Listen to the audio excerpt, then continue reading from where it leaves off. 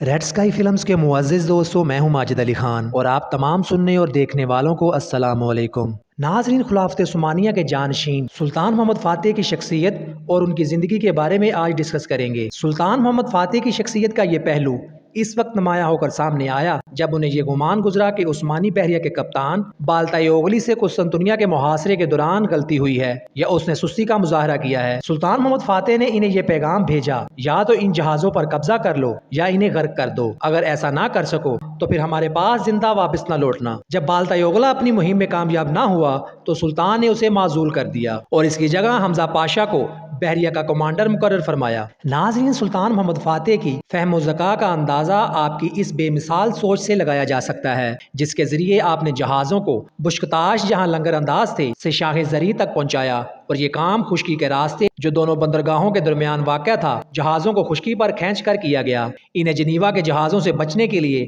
غلطہ سے ہٹ کر یہاں پہنچنا پڑا اور اس طرح یہ مسافت 3 میل ہو گئی۔ ناظرین، 3 میل تک خشکی پر جہازوں کو چلانا کوئی آسان کام نہ تھا، پھر یہ راستہ بھی کوئی ہموار نہیں تھا، اونچے نیچے پہاڑ اور ٹیلے تھے، لیکن اس کے بغیر چارہ بھی نہیں تھا اور تھوڑے ہی وقت میں اس منصوبے پر کام شروع ہو گیا۔ راستہ ہموار کیا گیا، پھر لکڑی کے تختوں کو بچھا کر ان پر چربی اور تیل ڈال دیا گیا اور جب یہ چکنا ہو گئی تو انہیں اس طرح سے راستے پر بچھایا گیا کہ جہاز خود بخود گھسٹتے چلے گئے اور انہیں لے جانے میں کوئی زیادہ وقت کا سامنا نہ کرنا پڑا۔ اس دور کی مناسبت سے یہ ایک عظیم کارنامہ تھا۔ اس سے محمد فاتح کی فہم کی تیزی اور سرعت تنفیذ واضح ہو کر سامنے آ گئی اور اس نے ثابت کر دیا کہ محمد فاتح بلا کا ذہین تھا۔ سلطان نے شاہ قسطنطین کے نام خط بھیجا۔ اس نے مطالبہ کیا کہ شہر حوالے کر دو تاکہ خون ریزی نہ ہو۔ اگر تم شہر میرے حوالے کر دو گے تو کسی کو کسی طرح کی تکلیف اور اذیت نہیں ہوگی۔ لیکن قسطنطین نے جب شہر سلطان کے حوالے کرنے سے انکار کر دیا تو سلطان نے پرعزم لہجے میں کہا، ٹھیک ہے، عنقریب قسطنطنیہ میں میرا تخت ہوگا یا پھر اس میں میری قبر ہوگی۔ جب لکڑی سے بنائے گئے بہت بڑے متحرک قلعے کو بیزنطینیوں نے جلا ڈالا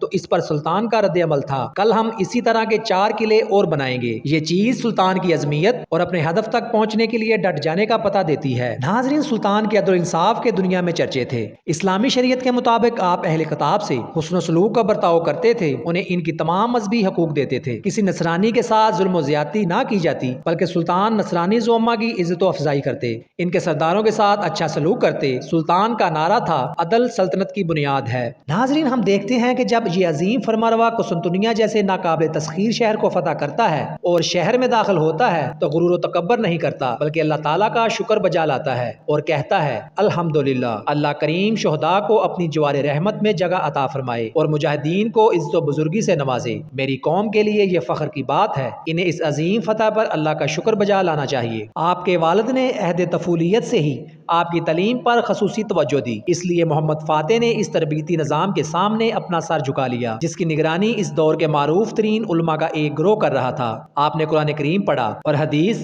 فقہ اور اس کے دور کی عصری علوم جیسے ریاضی، فلکیات، تاریخ اور نظریاتی اور عملی عسکری علوم میں دسترس حاصل کی۔ سلطان محمد فاتح علماء ادبا کا بڑا قدردان تھا۔ سلطان محمد فاتح مساجد، علمی ادارے، محلات، ہسپتال، بازار، حمام، بڑی بڑی مارکیٹیں اور پبلک پارک بنانے میں بہت شائق تھے۔ انہوں نے خاص پہلو کے ذریعے شہر میں پانی کا اہتمام کیا۔ وزیروں، ملک کی بڑی بڑی شخصیات، عمرا اور ایان مملکت کو دکانیں، حمام اور دوسری کئی ایسی عمارتیں بنانے کی ترغیب دی جن سے شہر کی رونق دوبالا ہو جائے۔ ناظرین، سلطان اورحان کے زمانے سے عثمانیوں کے پاس مستقل فوج چلی آ رہی تھی۔ ان کے بعد ہر آنے والے حکمران نے فوجی طاقت کو بڑھانے کی خصوصی توجہ دی۔ بالخصوص سلطان محمد فاتح نے سپاہ کی تیاری و تربیت اور نصب و نسق میں بہت زیادہ دلچسپی کا مظاہرہ کیا۔ ان کی نظر میں سپاہ کسی ملک کی اہم ترین بنیاد اور ستون کی حیثیت رکھتی تھی، اس لیے انہوں نے فوج کے نئے سرے سے تنظیم و تربیت کی۔ ہر گروہ کے لیے ایک قائد مقرر کیا جو آغا کہلاتا تھا۔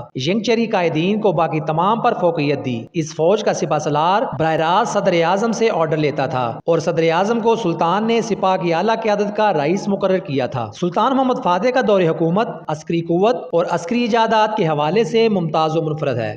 تو امید کرتا ہوں کہ آپ کو ہماری یہ آج کی سٹوری پسند آئی ہوگی۔ مزید ایسی انفارمیٹیو اور ہسٹوریکل سٹوریز دیکھنے کے لیے ہمارے چینل کو سبسکرائب کر لیں اور گھنٹی کے نشان کو بھی دبا دیں تاکہ آنے والی ہماری تمام ویڈیوز آپ تک پہنچ سکیں۔ اسی کے ساتھ اپنا بہت سارا خیال رکھیے گا۔